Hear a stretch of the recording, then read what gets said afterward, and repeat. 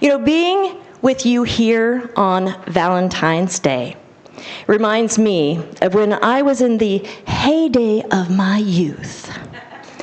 A sexy single in Seattle searching for love. And I worked just a few blocks up the street at the corner of 6th and Union. Now, to be clear, I did not work the corner of 6th and Union. I worked in a building at the corner of 6th and Union, the 2 Union Square building, on the 26th floor. And back in those days, I was a life insurance agent. Always looking for prospects. You need life insurance? You look like you need some life insurance. But I was also prospecting for another kind of client, an enigma, who went by the name of Mr. Right.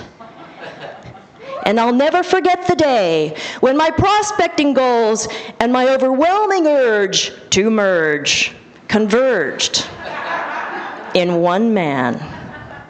It's a summer afternoon in June. I'm in my window office. The receptionist buzzes in. "There's a Mr. Murray here to see you." "Oh, tell him I'll be right there."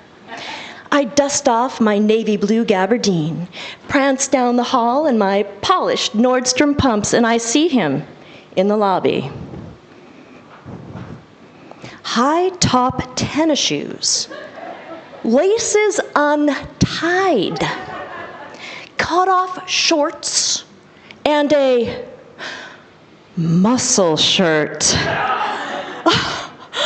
Hubba, hubba, did someone just turn up the heat? Ba, ba, ba, ba.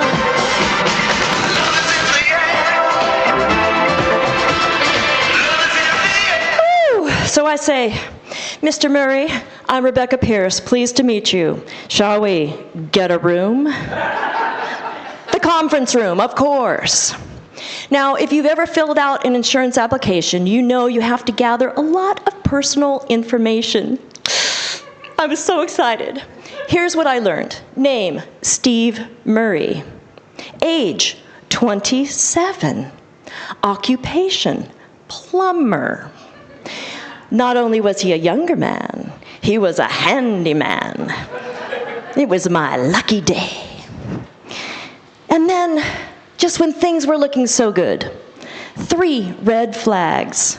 Number 1, he had an ex-wife.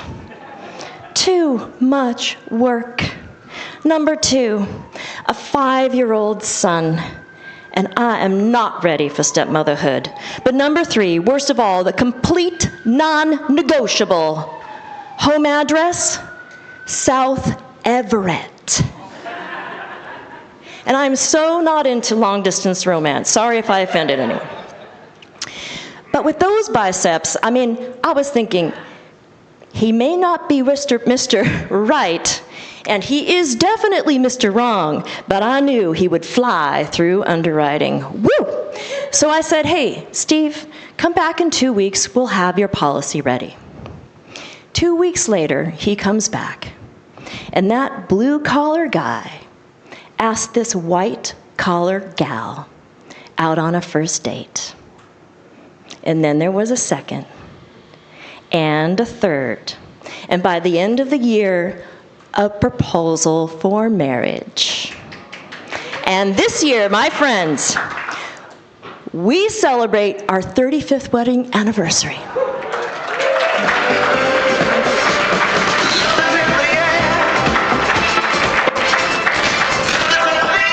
So on this Valentine's Day, Cupid's message is crystal clear. When love is in the air, sometimes 3 wrongs do lead to a Mr. Right. I know, I had to throw that in.